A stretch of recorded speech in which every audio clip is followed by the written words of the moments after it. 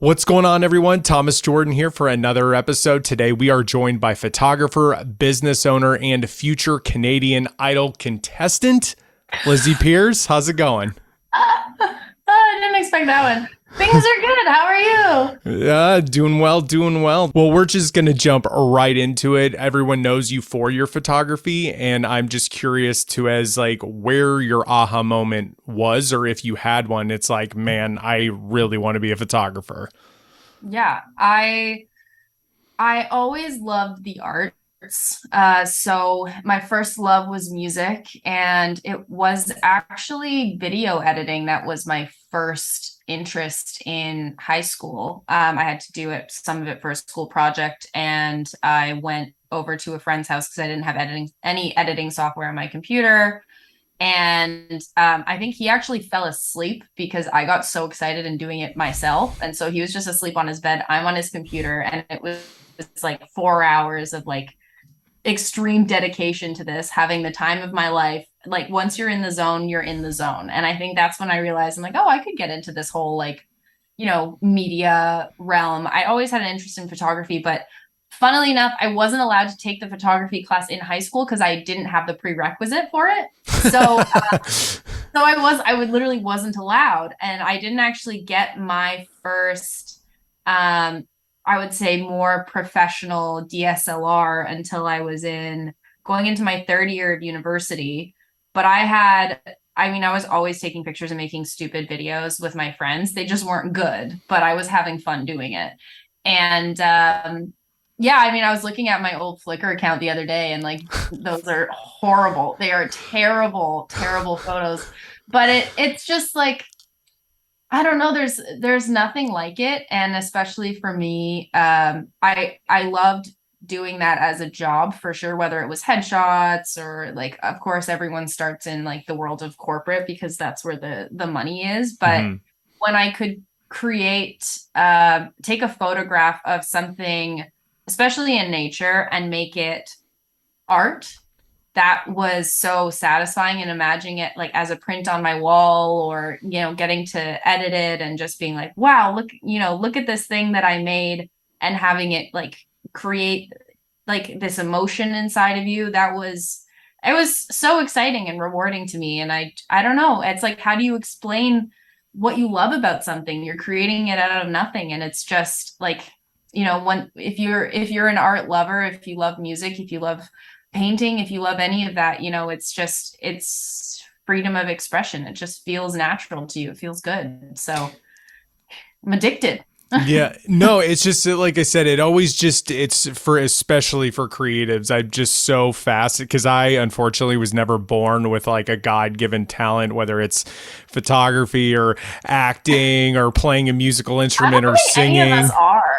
I know, Well, but maybe some people, but but you know what I'm talking about, where like it's like a fire inside and you can feel it pulling in certain directions. Like, I don't yeah. know. Like for me, I was always fascinated with like interviewing or just like things on TV. And I don't know if you remember, but there was a show on MTV when cable first came out called TRL, Total Request Live, and Carson Daly was the host. And I was Yeah. like, wait a minute, this guy gets to be on TV, talk to bands, and like just be in front of these crowds. I was like, you get paid for that. And I was just so, I will never forget that. I was just so pulled to it. So it's always interesting to see where everybody, like, especially with multiple, like you Yeah. said, you have like a singing background, photography, and video editing. So it's, I Yeah. always wonder, is it like multiple fires going off, or is it like, okay, there's one serious one and this is the direction I'm going in?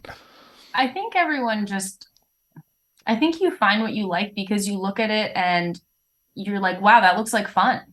Mm-hmm. That looks, there's an interest for it. And I don't know if it's like a need or like an itch to scratch, but you're like, wow, that looks like something I would enjoy. And what an interesting thing to learn.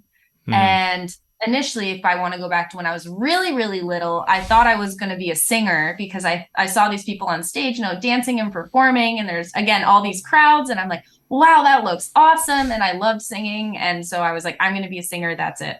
As I grew up, I was like, that is not no. Yeah. That's not, no, that's not it. It doesn't make a lot of sense. You know, how many people say that that can be their career at the end of the day? And like, I have other interests. I like to travel. Um, I'm really interested in, oh my gosh, I have so many things I'm interested in. Like fashion, flying. I like um house organization now that I have a home. I'm getting more interested in design. You know, like we all have things we Yeah. enjoy doing. And it was like, okay, if this is going to be my job, I want to enjoy my job, but also what's going to be able to provide me with the lifestyle I want. And so, you know, acting and singing, not really going to get me there, especially knowing that like I'm no Adele. I have a nice voice, but I'm no Adele. Okay. Yeah. So I'm like, yeah, that's going to be it for me. And like I picked up a lot of different instruments, piano, cello, guitar. So like you have hobbies, but what you end up doing for a job is there's other factors. Yeah. Unless you're one of those people that you're like, oh, I love this so much. And like I have some friends who are actors and they're very successful because that was their drive. But I'm just like, yeah, I don't know if I have it in me to push quite that hard. Yeah, Um, it's a crazy. The creative world is crazy, but you touched on something. You said you had a Flickr account with yeah. photos that are just glorious. Have you ever thought about taking those photos and then trying to put your actual spin on it right now? Whether that's fixing the composition or even if you could, I don't know if you'd still have the raw My file, God. but somehow like a before and after of when you started versus now. That's a funny idea for a YouTube video, actually. I mean, some of them are just so bad that I don't I know. know, but you're so like I feel like you could do a before and after and really like I get a think part of gauge. it is like they were practiced. Like one, for example, is it's two benches back to back, and they had this really unique, like swirly kind of arch. And I thought, okay, I'll shoot down the middle of it because there's like this symmetry. But at the end of the day, it's just the back of two benches. Like how do like I don't know how to make that better, to be The thing, honest. it's not the picture, it's the story though. You could Yeah. spin it in some way. It's like, oh, there was just some couple there and it's like the love was in the air and the vibe was there and they just Yeah. left and I had to capture the moment. But if and when you do that video, can I get not a shout out, but I need some street cred. Be Yeah, like, I was on. I'll give you some credit for sure. Yeah. It's an interesting idea, but like that was me practicing perspective and getting the angle right and um you know, also I think that shot's completely out of focus because I didn't realize like the minimum focus distance on my lens was like terrible. And so I think it's focused like halfway through the bench because I wanted to get close enough to frame it properly. So like there's a lot of things wrong with it. So I could but so that was it's practice. You know what I mean? You see something interesting, you take a picture of it, you go back and you see all the things you did wrong, and then you do it again, and then, you know, 5 years later you realize that was a boring photo to begin with. I'm telling you, it's a story because even if it's blurry and where it's messed up, you could be like, look, I tried to get it close enough so it would blur this part, but not this Yeah. part. When the truth of the matter is, and we'll keep it between you, me, and the wall here, is that it was just out of Yeah. focus. I have a photo where my husband and I roasted all of my photos on my old Flickr account, so that's Mm. pretty funny. Mm-hmm. I wanted to I actually it's funny that we're talking about it because I was gonna bring it up again and do like a shorter version for TikTok and just redo like a very swift roast of all of those photos one more time because I feel like that'd be really funny. But yeah, you don't, especially with photography, like you're not born great at it. I think it's really hard to find someone who's just like born really good at it. Because there's a technical aspect, of course, that you have to understand. You can have this image in your head of what you want. And I think that's why I love directing as well. It's translating it and knowing, you know, how is the lighting going to factor in? What lens am I using? What you know, what camera is going to allow me to, like, if I potentially need to crop in, or how many megapixels does it have? You know, I need to understand that in order to achieve the final product. And you're just not born understanding how a Mm-hmm. camera works. So like there's always skill involved. And even with drawing, painting, singing, like there's always there are always things that have to be learned. When it came to photography, what would you say you were natural at? And then what is something you had a really hard time grasping and like getting good at? I think I had a good sense of the style I wanted to achieve. Like I always, when I look back at my photography, I was always kind of trying to create something that was more fine art looking, a little more abstract. Uh, and I have a whole row, you can't actually see them here, but behind you, there's a Mm-hmm. whole row of some of my photos that I've taken, and most of them are like mountains and hills and things, but they're all these most of them are shot with a long lens, my 100 to 400 mil. And it's all these little moments that ended up looking really beautiful. Like there's angles created with the clouds, the lighting is doing something interesting. There's like a color gradient. So they're not things that when you're looking at the whole vista, it's kind of like, oh, okay, yeah, very beautiful mountains, but you zoom in and you can create like this cultivated image. Like it is a moment in time that was real, but the way that everything's moving makes it look like almost too good to be true. And like the symmetry of it or whatever it is. So I've always been searching for that element. And I think that that's always what piqued my interest. And that's one of the biggest differences I see between my style of photography and my husband's, for example. Um, but I feel like with anyone, like the technical aspect and especially lighting, like it's hard to figure out to be Mm-hmm. able to achieve what you want out of a photo. And sometimes with, I recently this week I was photographing cars, which I'm very transparent about. It's not something I do a lot of. It's something my husband loves doing. So he's like over the moon now that I've started doing this. And I was like, okay, but what was interesting to me about that is I was using this technique with a strobe, and I went around the car and I took multiple images and then I brought them into Photoshop and I was piecing them all together to light the car perfectly, rather than just taking it with natural light alone. And the photo is epic. It looks so good. And Mm-hmm. that's what I was interested in, was that little technical challenge and learning that. So, and the lighting challenge, like that's not something I even thought of until I was looking up car photography and found out, oh my gosh, that's how people do it, is they use strobes. Like I don't know everything about everything. I'm Mm-hmm. still like, there's lots of things that I'm not good at that I'm getting better at. And that's the fun part about this, is like you're always learning, and um it's such a fun job in that way, because like we're just messing around, you Mm-hmm. know. And do you think that's like a big misconception with photographers who, especially who have the following you do on YouTube, that you do know everything, and it's like you're on YouTube just like everybody else, being like, how to do car photography, how to light this or Yeah, how to light that. like I am 29 years of age. There are a lot of things, like there are a lot of things I know, don't get me wrong, and I'm secure in that, and I have information to share, and I do. But at the end of the day, I I never claim to know everything about everything. So when you get comments going, "Oh, well, you messed up here. She doesn't really know anything about this," or like you can't, just bashing you. I'm like, Yeah. well, yeah, I am still learning, but here's my attempt at this, and I think it was pretty cool. And now you can go and like, I found this information. This is what worked for me, and now I'm sharing what's worked for me with you. And that's everything on YouTube, though. That's literally everything, whether it's a makeup tutorial, whether it's like a house DIY, you know what I mean? Like we're just people filming the process, and that's what makes it fun. And like you will learn something from it at the end of the day, in the way that I learned something from looking up something else online. And that's like the cool thing about the information, is I'm just putting it together in a fun package for you to watch as the personality that showcases this to you. But yeah, I think there is a lot of pressure and I think that's why a lot of people don't start their YouTube channels, is because they feel like they have to know everything about everything. And that's just never going to happen. And just don't lie about it.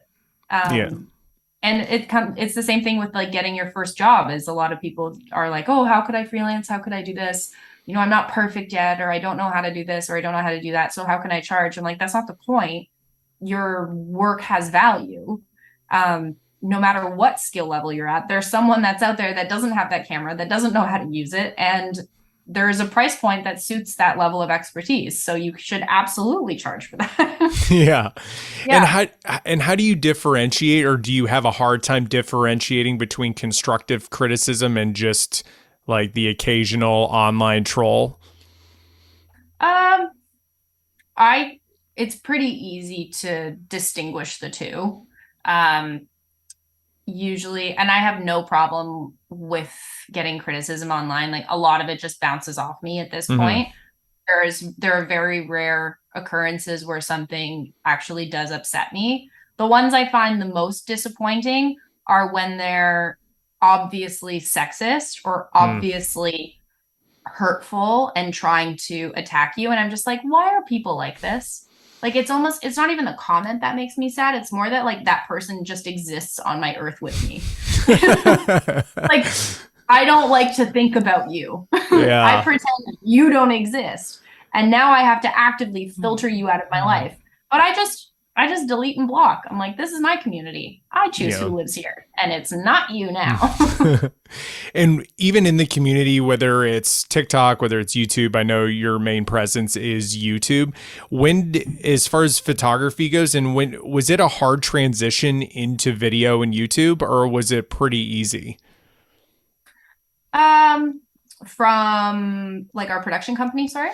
No, from like a personal standpoint, because I know you were skilled, and before you even started YouTube, like before you even decided to bring video into like your personal brand. I mean, it was I really didn't anticipate what like having a personal brand was going to entail. It was more so, and you can visit my channel and watch my creator video that I have as soon as you log on to my YouTube channel to see exactly what my motivations were. But I just didn't like how there were so few women in the photo video space on YouTube. So honestly, I didn't think much about it. Um, Other than the fact that I didn't like that, and who else to be the change you want to see in the world but yourself. And I was obvious, I was transparent about the fact that like I'm not the best at everything, but there is information I know, and I do think I'm very good at what I do. And my husband had already started his YouTube channel, and he was getting like all the credit for our production company, and which I was not okay with. I'm like, hi, it is half mine. Hi. And people are praising him up and down for everything he's doing. And I'm like, well, what I'm doing is absolutely no different. So Yeah. praise me, you know? No, I'm just like, why, if I don't exist on the platform, people aren't going, like, there was no difference in my mind between myself and my husband. So why not be another, like, if he's doing it, why can't I? And therefore, Hmm. if other women see me doing it, why can't they? So I just wanted to be a person available for people to look at and go, oh, I should do that. She's doing it. I should do that too. And then, the ball started rolling, and it was opportunities came up that were very unique and exciting. And I loved, like, it feels good to know that you're making a difference in somebody else's life, even in a small way, and providing that information. And that has become one of my passions now. And the life that it has afforded me is so freaking cool. And so now, yeah, that's what I love. And it's weird to consider yourself like a personal brand, Hmm. but I know that's the smart marketing way to go about it. So here I am. I guess I'm yeah, it's teaching online is really fun, and I get to try new things, and I get to travel to cool places, and I get to help people. And now my focus is developing more products and courses where I can do that. Yeah. And when did you start to see, I guess, business pick up for you, like brands reaching out to you when you started your YouTube channel? Was it in the very beginning, or was it towards the middle, or just kind of when you crossed a certain number threshold, if you remember that? I was getting some small ones here and there. There was a fairly new agency at the time called Space Station Integrations, and they'd been working with Our friend Peter McKinnon and my husband Chris Hau had been working with them, and so I thought, I'll do a little one here and there. Some side cash isn't, you know, no one's mad at that. No. So yeah, I did a few things here and there, and but it wasn't until like our production company was my main source of income until I had been doing YouTube for, I say, a good year. And it was at that point that Chris kept saying, you're going to look at me at one point, and you're going to say, what am I going to do? Because I'm getting all these, sponsorship offers, and you're going to have trouble managing the business. And I looked at him a year later. I was like, I'm getting all these sponsorship offers and I'm having trouble managing the business and I don't know what to do. So then it just became, we were more selective about the jobs we took on. Because you have to look at, at the end of the day, it's your life. Like there's making money and there's business, but it's your life. What do you want your life to look like? What do you want your lifestyle to look like? And so that's when obviously my personal brand made more sense to prioritize a little bit more. But with that said, the company has never gone away. We're just very selective of the jobs that we take on. And we have our little list of criteria that they have to meet in order for that to happen. But yeah, it was a tough decision. Like it's like, and I talk about this a little bit in some of my content online, but it was like leaving my 9 to 5 and freelancing. Well, I was freelancing while I was doing my 9 to 5. So I left my 9 to 5. Chris and I started our production company together. That was really stressful. And we have the production company. Then I feel like I'm not leaving it, but I have to take a step back in a way in order to prioritize my personal brand. That was also scary. So I had to do this like a couple times, and it's not fun because you feel like you're again stepping outside of your comfort zone, again taking an even bigger risk. But I was listening to a podcast the other day, and the girl, her name is Alessia, and she has her own like fitness brand, and she said something that I've been preaching, but in a much more eloquent way. And she was like, there's always, you can start, it's easier to start your own business when you're young because you don't have anyone else relying on you. You don't have as many responsibilities, et cetera, et cetera. And that's kind of always what I've said. But we know you can always go back to that 9 to 5 whenever you need. That's always going to be there. There's always a good time to go back to a 9 to 5, which I knew I could always go back to it. But the way she put it was, there's always a good time to go back to your 9 to 5. There isn't always a good time to start your own business or to, create your own personal brand or start that YouTube channel or freelance or whatever it is. That is a more unique scenario than going back and getting a normal job. Yeah. And that was like 1000%. Yeah, I've heard that also before, like a rendition of it, because I know not a lot of people, or either there's parts of like Gary V or Gary Vaynerchuk, he talks about that. He's like, jobs are there.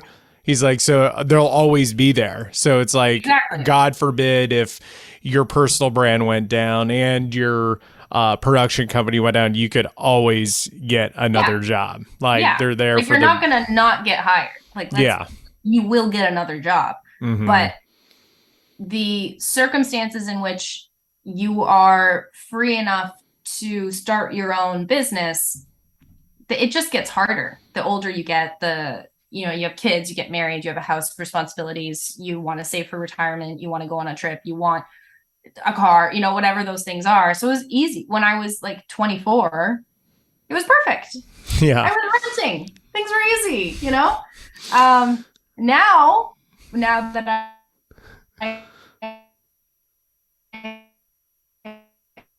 employees, I have a house, I have little cats, all of those things. So yeah, stressful. And as far as I know, creatives sometimes can be a little disorganized, and with all your streams of income, whether it's the personal brand, the production company, how do you stay organized with everything? With great difficulty.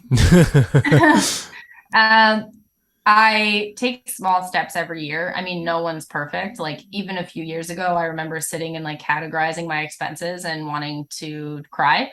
Now I have an accountant. I have a bookkeeper. I just hired a CFO. So I have a process financially. But I mean, like, no, you don't go from 0 to 100. You you do these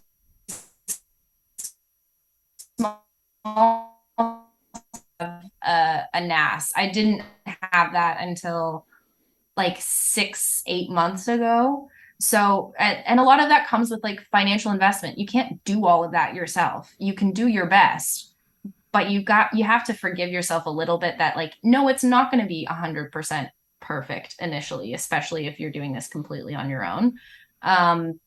But I used to have a Monday. Now I have a ClickUp where I have all of my videos for, usually it's month to month. So we'll plan all our videos for this month, like kind of at the end of the previous month. Mm-hmm. And we have, what date they're due for the sponsor, what agency they're with, the budget, our script is in there, that is our master plan of everything. But I have a Google Drive. Like, it takes time to be that organized. My husband is not. Well, he is not. He's the first to admit it. He's getting better. But I just, there are things, it depends on the type of person you are, but I can say that like taking that extra time to be more organized I would argue it will improve your business as a whole, just having that data and information available, especially for your team. But it also just makes your life easier. It Yeah. makes you a happier person. You feel more on top of your things, and that is priceless. And you keep mentioning your husband. For those who don't know, it's Chris Hau. Like you said, you guys are all part of the Dope Squad and whatnot. But what is it? But you guys are the only, I believe, you guys are the only couple. So it's like, what is it like working with your husband? And because like you guys are always together, like on top, Exactly. I mean, initially, if we want to talk about like day one of having our production company, we were working together even in school on little projects here and there. My personal belief is that when you're married, that is a working relationship in itself, because you're going to have financial investments together. You have to decide how to raise your kids together. That is massive. You have to be very vulnerable with each other emotionally and practically in terms of how you want to live your lifestyle. Like that, you're splitting investments in life and financially together. So that's a lot. And then to go and work with your husband, that's the easy part, in my opinion. It's a lot scarier to have somebody know, I mean, this is me, like have someone that I love and have a romantic relationship now, knowing how much money I make and having access to my financials. That's weird to me. But just working with someone day to day and talking about business and going out on shoots, like that's easy. Those are conversations that aren't hard to have. It's just like, well, we need to get this shot over here. You forgot to send this email. Go do that. Like we have arguments, we have disagreements about how to approach certain projects, but over time, if you're good at communicating and you work at communicating better, none of us are born perfect at it. You'll get through it and you'll be fine. Some I know some couples swear up and down, I could never work with my husband. I'm like, but you kind of already are. In a way, if you have a house and have kids and all of those things. So yeah, it is a unique relationship, but we talk now about, looking at where our life has gone, and, we love our lifestyle, and we just don't know how we would have been in a relationship with anyone else who didn't do the exact same job. It would be so weird, because it's pretty easy for us to sell each other in on going on the same trip or working on the same job. Or if I can't do a certain job, then I'll pass it along to him and vice versa. So at least, the cash flow is staying in the household and we can go do these experiences together. If we couldn't, we would both be spending a lot of time alone. And it would be very odd. And I know some of my other creator friends are having, it's challenging for them to find somebody to be with, because they have such a crazy schedule and they love to travel and they don't want to be tied down here, and people have different priorities. So it's unique, but it works perfectly for us. And that's awesome, because I mean, communication is key. And I think from the outside looking in, and I think everyone or a lot of people think like, oh, you work with them, you live with them, and like it's just like so much time together. I think people are like, oh my God, you guys ever get tired of each other? It's like, you just go to your end, I'll go to mine, so we don't. Because I've back in the day, I worked in a restaurant with a family, and there was some really interesting blowouts. So I'm always curious to how people's, like, how your work relationship works, because if you're around that person all the time, it's like you love them, but there's probably going to be times where that flight of stairs is looking pretty comfortable. It's like, huh, you know? Yeah, we definitely, like, we have arguments, but I mean, every couple does, but they're not like, it's not like a work related argument that blends into a personal one. Yeah. If it's work related, I keep it work related. If it's personal, I keep it personal. And we try our best to do that. And, you know, we put our phones away in the evening as much as we can. And, you know, Chris likes to work a little bit later, and that's been interesting because then he's working when we kind of need to be making dinner. And I'm like, no, you're not leaving me with dinner every night, sir. That's not happening in my feminist household. And so, yeah, like there's things we work on. There was something else I wanted to bring up, and now I'm losing my train of thought. But we definitely value our time alone, for sure. We're both very independent people, and that's also, I think, why we work well together. We love spending time together. Being together enriches our life, and it's a choice to be together in our relationship and work-wise. But we both also love being alone or with our friends. And I say to him all the time, like, sometimes I just want to go on a trip with like my best friend or my girlfriends because I'm just me without you, if that makes sense. Like when we're together, we're kind of like a 2-in-1 deal. Yeah. But when I'm alone, I'm me entirely. And like he's been in Ottawa the last couple days for a job.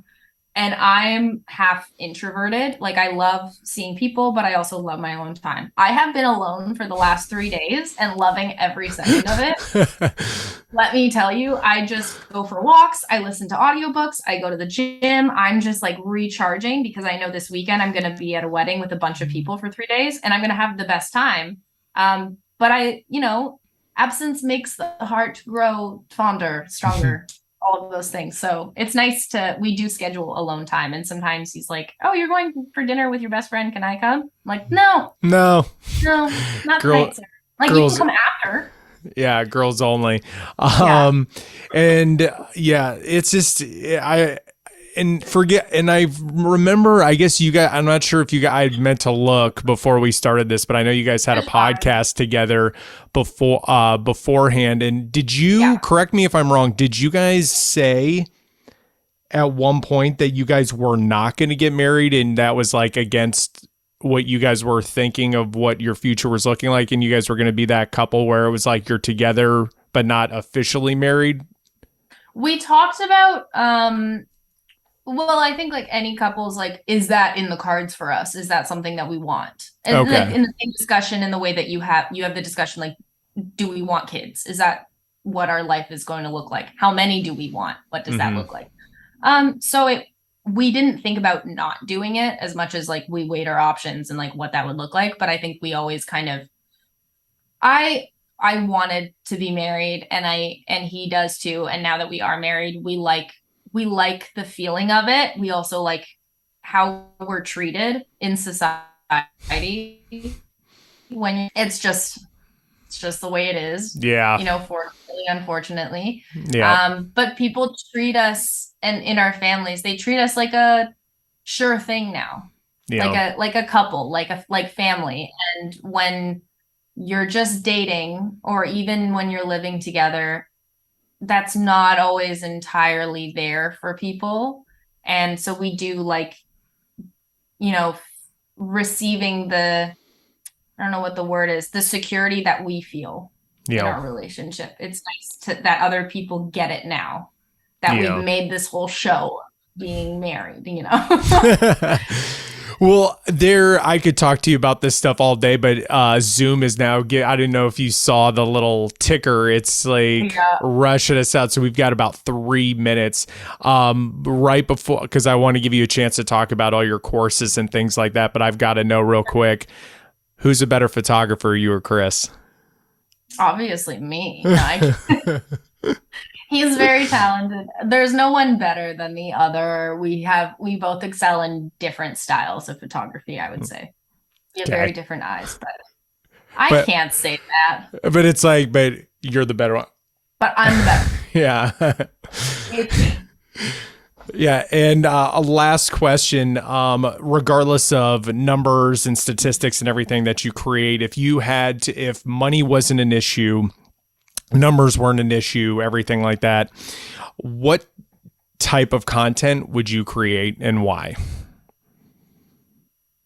Interesting. If money weren't an issue, Money, algorithms, views, subs, nothing, the society pressures, creative I feel like pressures. photography and video, like it would definitely be a part of it because that is my life.